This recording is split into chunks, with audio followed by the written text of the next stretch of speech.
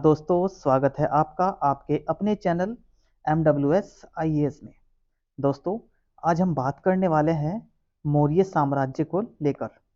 मौर्य साम्राज्य के टॉप 50 प्रश्न जो आपके एग्जाम्स के लिए बहुत ज़्यादा महत्वपूर्ण होने वाले हैं। तो चलिए देख लेते हैं। दोस्तों, उम्मीद करते हैं आज की वीडियो आपको बहुत ज़्यादा पसंद आएगी। देखिए, हमारा पहला प्रश्न है, अर्थशास्त्र किससे संबंधित है? ठीक है, अर्थशास्त्र किससे संबंधित है? तो प्रश्न यहां से दो तरह के प्रश्न पूछे जा सकते हैं। सॉरी, हमारा पहला प्रश्न क्या दिया गया है कि अर्थशास्त्र किससे संबंधित है। यदि हम बात करें इसके लेखक की, तो जो अर्थशास्त्र है इसके लेखक चाणक्य हैं। जो अर्थशास्त्र है वह चाणक्य के द्वारा लिखा गया है और चाणक्य उसका नाम पंचतंत्र में दिया गया है। पंचतंत्र नामक एक किताब है, उसमें इसका नाम चाणक्य दिया गया है और इसी चाणक्य ने अर्थशास्त्र नामक इस ग्रंथ की रचना की थी। तो अब प्रश्न ये बनता है कि अर्थशास्त्र किससे संबंधित है? तो आप क्या कहेंगे? जो अर्थशास्त्र है वह एक राजनीति विज्ञान से संबंधित विज्ञान है। इसमें राजनीति के बारे में बताया गया है। नेक्स्ट प्रश्न है, भारतीय लिखने की कला नहीं जानते हैं, यह किसने कहा था? कि जो भारतीय लोग हैं उन पे लिखना नहीं आता है, यह कथन किसका है? तो यह कथन भी मेगास्थनीज का ही है। ठीक है, किसने कहा था ये कथन? मेगास्थनीज ने कहा था कि भारतीय लिखने की कला नहीं जानते। ये बहुत महत्वपूर्ण स्टेटमेंट है और इस चीज का आपको पता होना चाहिए। यह प्रीवियस एग्जाम में पूछा जा चुका है। नेक्स्ट देखिए, मुद्रा राक्षस के लेखक कौन है? तो मुद्रा राक्षस एक बहुत ही फेमस किताब है। इसके जो लेखक हैं ये है विशाख दत्त। ठीक है, विशाख दत्त इसके लेखक हैं। अर्थशास्त्र का लेखक किसके समकालीन था? ठीक है, यानी कि अर्थशास्त्र का जो लेखक था वह किस मौर्य साम्राज्य में जो राजा उस समय राज करता था वह कौन था? तो वह था चंद्रगुप्त मौर्य, यानी कि चंद्रगुप्त मौर्य के समकालीन चाणक्य था। ठीक है, अभी हमने क्या बताया कि जो अर्थशास्त्र है वो किसने लिखा था? चाणक्य ने लिखा था। अशोक का अभिलेख भारत के अलावा किस अन्य स्थान पर भी पाया गया है? तो अशोक का जो अभिलेख है वह अफगानिस्तान में भी पाया गया है, भारत के अलावा। इसके साथ साथ नेपाल में भी इसके अभिलेख पाए गए हैं। अशोक का उत्तराधिकारी कौन था? तो अशोक का जो उत्तराधिकारी था वह था कुणाल। अशोक के बारे में जानने के लिए महत्वपूर्ण स्रोत क्या है? तो अशोक के जो शिलालेख हैं यह इसके बारे में जानकारी देते हैं। ठीक है, अशोक के बारे में जानकारी के जो महत्वपूर्ण स्रोत हैं वह शिलालेख हैं। अशोक को जो अशोक के शिलालेखों को पढ़ने वाला प्रथम अंग्रेज कौन था? तो ये था जेम्स प्रिंसेप। अशोक के जो शिलालेख हैं सबसे पहले जेम्स प्रिंसेप ने पढ़े थे। अशोक के शिलालेखों में कौन सी भाषा प्रयुक्त थी? मोस्ट इंपोर्टेंट प्रश्न। ठीक है, अशोक के जो शिलालेख हैं उसमें कौन सी भाषा थी? तो वह थी प्राकृत भाषा। अशोक ने सभी शिलालेखों में 1 रुपए से किस प्राकृत का प्रयोग किया था? तो यह था मागधी। उत्तराखंड में अशोक का शिलालेख कहां से मिला है? तो यह है कालसी। ठीक है, कालसी से अशोक का शिलालेख मिला है। एरियन ने चंद्रगुप्त मौर्य को क्या नाम दिया था? तो एरियन ने चंद्रगुप्त मौर्य को सैंड्रोकोट्स कहा था। कलिंग का युद्ध कब हुआ था? तो यह 261 ईसा पूर्व में हुआ था और इस समय मौर्य साम्राज्य का जो शासक था वह कौन था? अशोक। ठीक है, कहा जाता है कि इसी युद्ध के बाद अशोक का जो हृदय था वह परिवर्तन हुआ था और उसने धम्म घोष की जो नीति थी, यानी कि लड़ाई झगड़ा छोड़कर अब शांति से सबके साथ व्यवहार करेंगे और सबके साथ मेल मिलाप रखेंगे, इसी युद्ध के बाद यह अशोक ने कहा था। नेक्स्ट देखिए, कलिंग युद्ध की विजय तथा क्षत्रियों का वर्णन किस शिलालेख में किया गया है? तो अशोक के जो 13 शिलालेख हैं इसमें जो 13वां शिलालेख है इसमें ही कलिंग युद्ध की जो विजय है उसका वर्णन किया गया है। दोस्तों, एक एक प्रश्न करके हम सभी मौर्य साम्राज्य के विषय में जानकारी प्राप्त करेंगे, चाहे वह अभिलेख के बारे में हो, या फिर किसी अन्य राजा के जो महत्वपूर्ण कार्य किए गए हैं किसी राजा के द्वारा, चाहे उनके बारे में डिस्कस हो।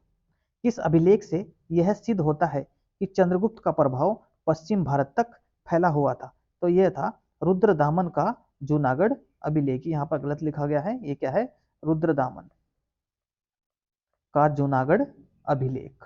ठीक है, नेक्स्ट देखिए, किस ग्रंथ में चंद्रगुप्त मौर्य के लिए कुलहीन शब्द का प्रयोग किया गया है? बहुत महत्वपूर्ण प्रश्न है, कई बार एग्जाम्स में पूछा गया है कि किस ग्रंथ में चंद्रगुप्त मौर्य के लिए कुलहीन शब्द का प्रयोग किया गया है। तो यह था मुद्रा राक्षस। मुद्रा राक्षस में चंद्रगुप्त मौर्य के लिए कुलहीन शब्द का इस्तेमाल किया गया है। किस ग्रंथ में चंद्रगुप्त मौर्य के लिए वृषल शब्द का प्रयोग किया गया है? तो यह भी मुद्रा राक्षस में ही किया गया है। यहाँ पर याद रखिएगा वृषल और कुलहीन दोनों ही जो शब्द हैं वह चंद्रगुप्त मौर्य के लिए प्रयोग किए गए हैं। और किस किताब में किए गए हैं? तो मुद्रा राक्षस में। किस ग्रंथ में दक्षिणी भारत के आक्रमणों का पता चलता है? तो तमिल जो ग्रंथ है अहनानूर, ठीक है, इससे दक्षिण भारत के आक्रमणों का पता लगता है। किस ग्रंथ में शूद्रों के लिए आर्य शब्द का प्रयोग हुआ है? तो यह था अर्थशास्त्र। अर्थशास्त्र में शूद्रों के लिए आर्य शब्द का प्रयोग किया गया है। किस जैन ग्रंथ में चंद्रगुप्त मौर्य के जैन धर्म अपनाने का उल्लेख मिलता है? तो परिशिष्ट पर्वन।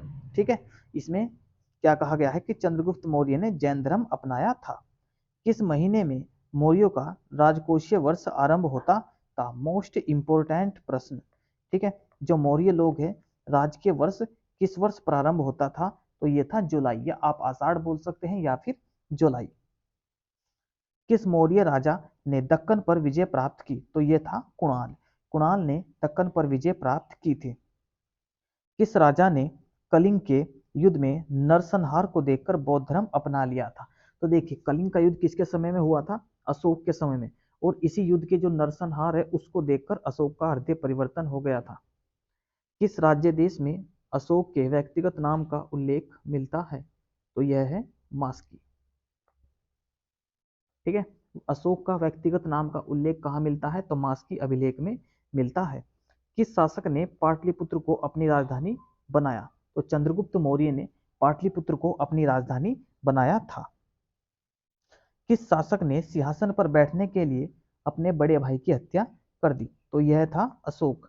अशोक ने सिंहासन पर बैठने के लिए अपने बड़े भाई की हत्या कर दी। कहा तो यह जाता है कि अशोक ने सिंहासन प्राप्त करने के लिए अपने 99 भाइयों की हत्या की थी।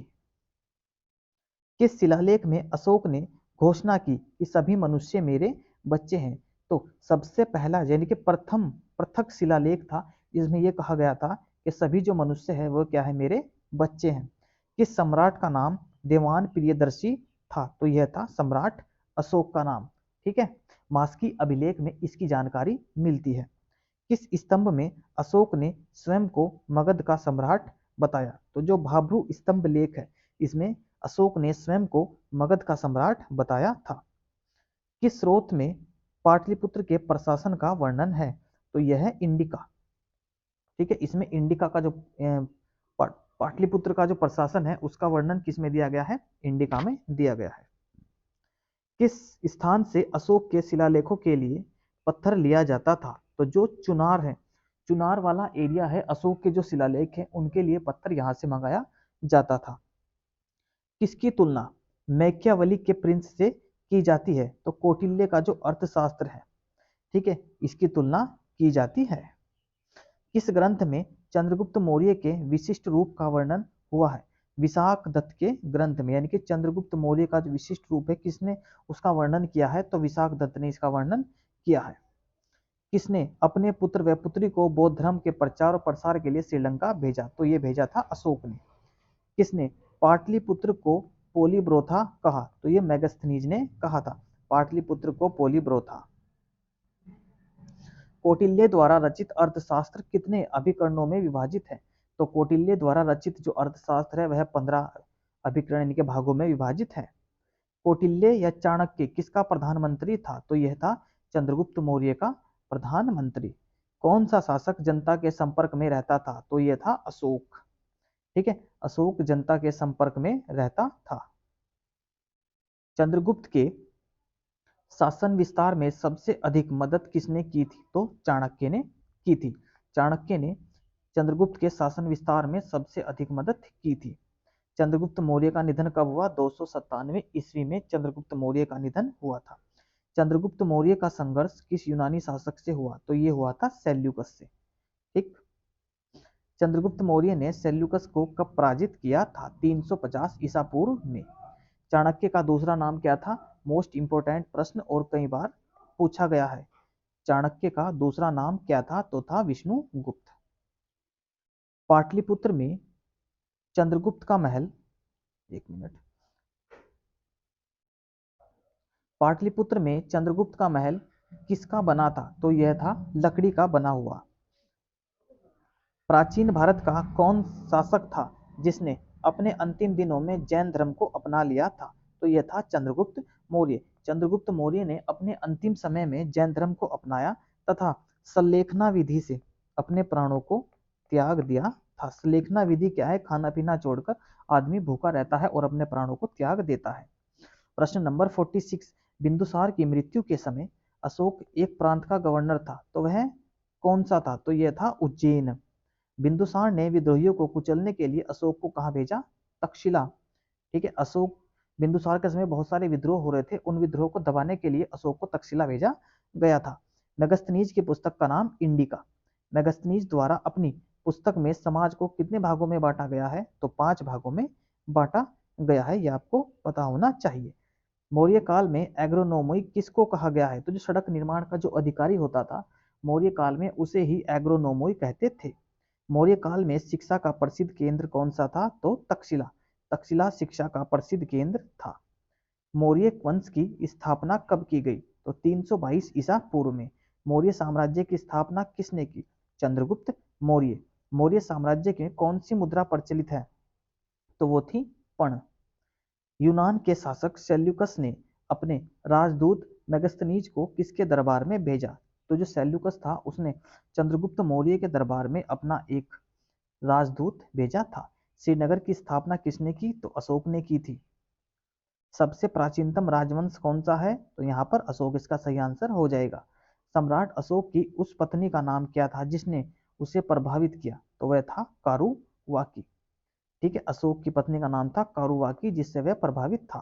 सर्वप्रथम भारतीय साम्राज्य किसने स्थापित किया था? तो चंद्रगुप्त मौर्य ने सर्वप्रथम भारतीय साम्राज्य स्थापित किया था। तो दोस्तों 59 प्रश्न हमने मौर्य साम्राज्य के डिस्कस किए हैं, जो आपके लिए बहुत ज़्यादा मोस्ट इंपॉर्टेंट है। अपनी नेक्स्ट वीडियो में हम बात करेंगे वर्धन वंश से संबंधित प्रश्न उत्तर के बारे में। दोस्तों आप चैनल को सब्सक्राइब जरूर कर लीजिए और अपने दोस्तों के पास शेयर जरूर करें।